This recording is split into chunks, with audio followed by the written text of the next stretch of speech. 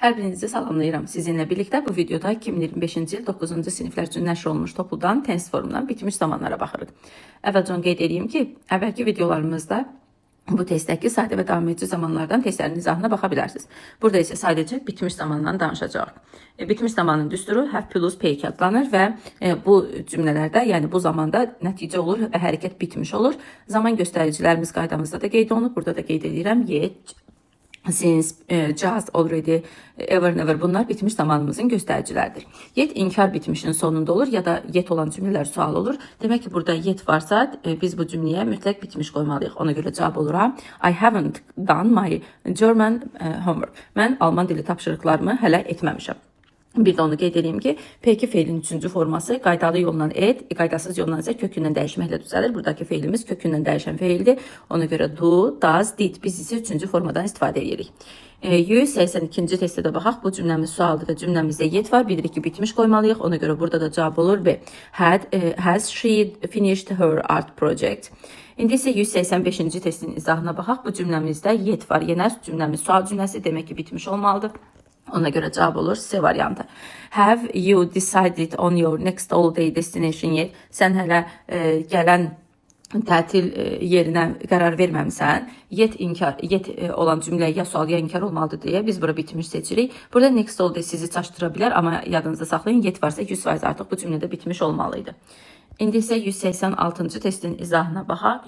186-cı testdə zaman göstəricilərimiz bizə verilib already ya da just. Baxırıq 186-cı testdə diqqətli olun. Just və already-nin yeri soruşulur demək olar ki bizdən. Testdə düstur bu hissəyə yazıram. Have plus payki. Baxın, bu arada bizə göstəricilər yazılır. Məsələn, just yazılır, already.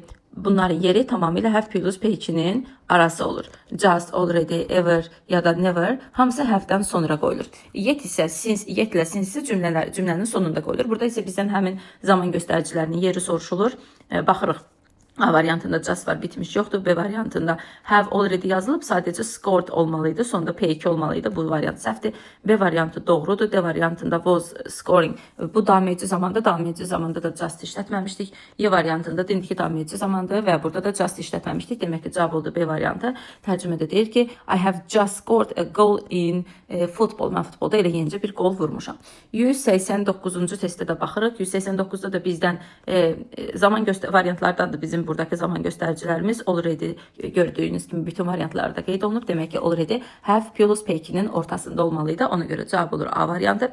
B variantında düstur yoxdur. C variantı ümumiyyətlə belə düsturumuzda yoxdur. Were matched, matched ya da matching olmalıydı. Watching daha doğrusu. D variantında Z 3-cü şəxsin təki deyildi ya, ona görə has işlətmək olmaz. Burada mübtəda Z yox. He, she, John, my dad, my teacher. Belə tipdə bir söz olsaydı biz burada D variantını seçə bilərdik. Y variantında da bitmiş zaman düsturu yoxdur. Cavab oldu A variantı. Bir daha qeyd edeyim ki, burada twice da var.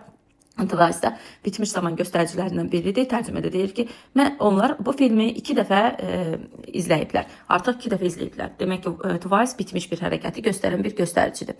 İndi isə 196-cı testin izahına baxırıq. 196-cı testdə today var. Bilirik ki, today də bitmiş zaman göstəricilərimizdəndir. Əvvəlcə strukturcu səhvləri silək. A variantı didn't spoke. Ümumiyyətlə belə bir düstur yoxdur. Didn't speak var. C variantında I was speaking. Bu zamanı işlətmək üçün bizə keçmiş zamanda konkret bir zaman lazım idi. Məsələn, belə bir şey lazım idi. Dünən saat 2-də cümləmizdə belə bir göstərici yoxdur. Y variantı da belə today ilə işlənən bir zaman deyil. I have, has hansı uyğun gəlir? Bilirik ki, I have ilə işlənir. Has ilə işlənən isə he, she, it ya da John ya da Ali ya da Tomdur.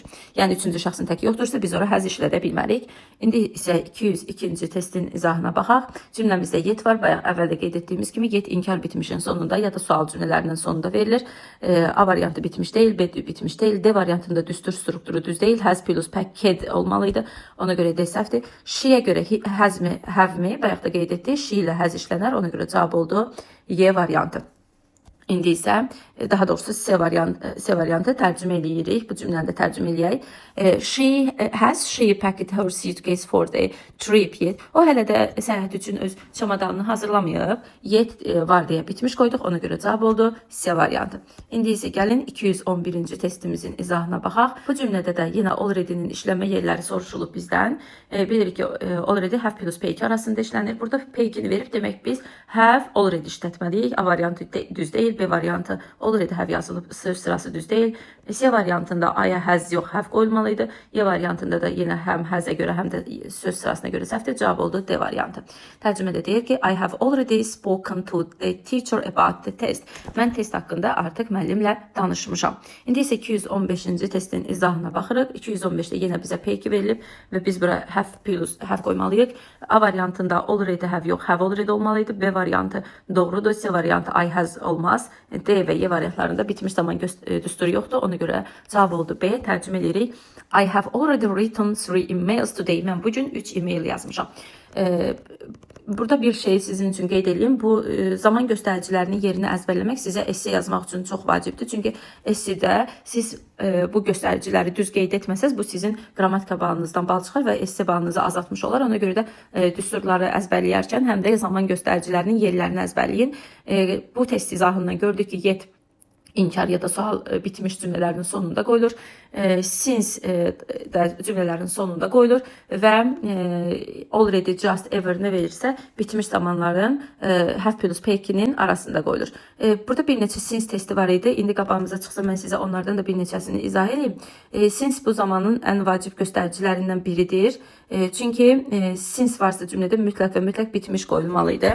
Məsələn 111-ci testdə idi, səhv etmirəmsə baxaq. 111-ci testdə baxın, since varsa bitmiş qoyulmalıydı. Since görürsə ikinci tərəfdə bitmiş olmayan variantları çıxırıq. C variantının ikinci tərəfi bitmiş deyil, Y-nin ikinci tərəfi bitmiş deyil, D-nin də ikinci tərəfi bitmiş deyil. Baxın, qalırıq A ya da B variantlarının arasında.